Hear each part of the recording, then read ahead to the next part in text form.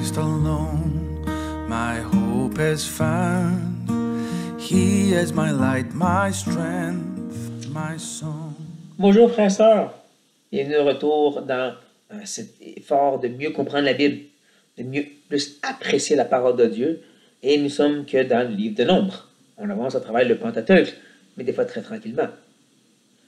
Comme j'ai dit, c'est une étude qu'on veut mieux comprendre les liens et les images, comme aussi des fois des passages qui sont plus difficiles, des aspects de la loi qu'on a tendance à vouloir cacher sur le tapis, mais qui ont quand même une utilité. Il y a quand même une raison d'être parce que ça vient du cœur et des pensées de Dieu. Et notre but en tant que chrétien, en tant qu'enfant, en relation avec Dieu, on veut comprendre ses pensées, connaître son cœur. Et c'est ça un peu que je cherche à faire dans ces petites vidéos. Présentement, comme je dis, on est dans le Nombre, on regarde versets 17 et 18 qui parlent justement du leadership.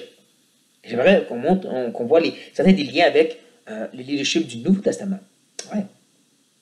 Ben, le chapitre 17, c'est l'histoire qui se passe tout de suite après la rébellion de Corée. Vous vous rappelez, Corée et deux autres leaders avec 250 Lévites qui se lèvent contre Aaron et Moïse et qui veulent usurper le pouvoir. Dieu a éliminé littéralement ses chefs en les engloutissant dans la terre et a brûlé vivant les 250 Lévites. Mais tout de suite après ça, Dieu aussi décide de vraiment établir clairement Aaron, sa postérité et ceux que j'ai choisis. Et il le fait en demandant que chacun des dirigeants de toutes les 12 tribus amène leur verge à la tente d'assignation, qui était comme le tabernacle, qui était comme le pré-temple, dans lequel justement Dieu allait démontrer clairement qui j'ai choisi pour diriger le peuple. Et c'est la verge d'Aaron qui fleurit. Une verge est un bout de bois qui était arraché de l'arbre qui était mort. Donc le fait qu'il a fleuri démontre vraiment un acte surnaturel. Là vous direz, c'est quoi le lien avec les pasteurs? Faut qu'il y ait des verges? Non.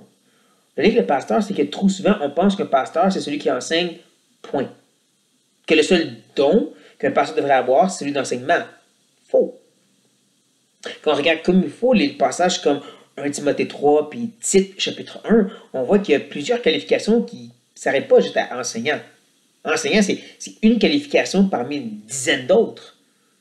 Et toutes les autres sont surtout centrées sur ses traits de caractère, sa personnalité, comment il vit sa foi, comment il fleurit, si tu veux, le fruit de l'esprit.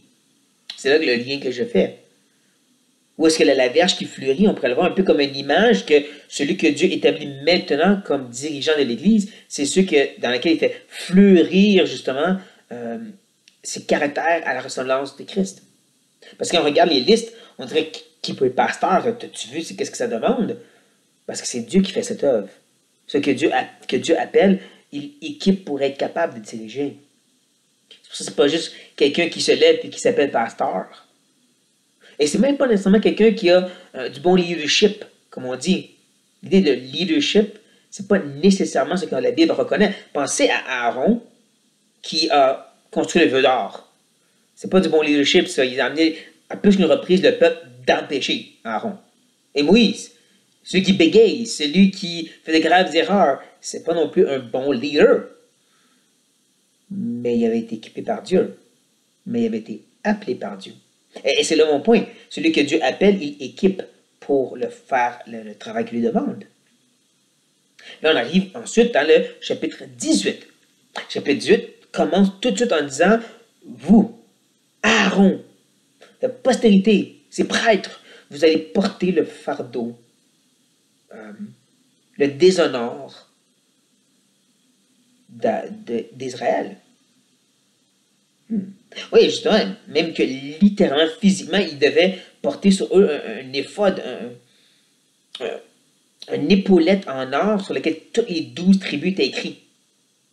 C'était pour représenter le fait qu'ils portaient Israël sur leur cœur, qu'ils devaient intercéder pour eux et offrir des sacrifices entre eux et Dieu. Ben, il y a un sens que le pasteur, étant sous-berger comme Christ, est appelé à porter chacun des brebis que Dieu lui amène dans l'assemblée. Là où, j'aurais dit, les anciens, là où les pasteurs sont appelés à justement porter sur eux l'iniquité, le poids, le fardeau des autres personnes dans l'Église. C'est pas juste je t'enseigne, maintenant vis ta vie comme tu veux, c'est je suis investi dans ta vie Et si tu souffres, si tu vas dans le péché, je suis intimement connecté à ça. Parce que je suis ton berger spirituel, je suis ton sous-berger. Un peu comme les prêtres. En plus, les prêtres avaient des Lévites, la tribu au complet de Lévi, et étaient leur aide. Ils les aidaient à toutes les autres sortes de détails qui ont rapport avec la maintenance du temple, si vous voulez, un peu comme les diacres.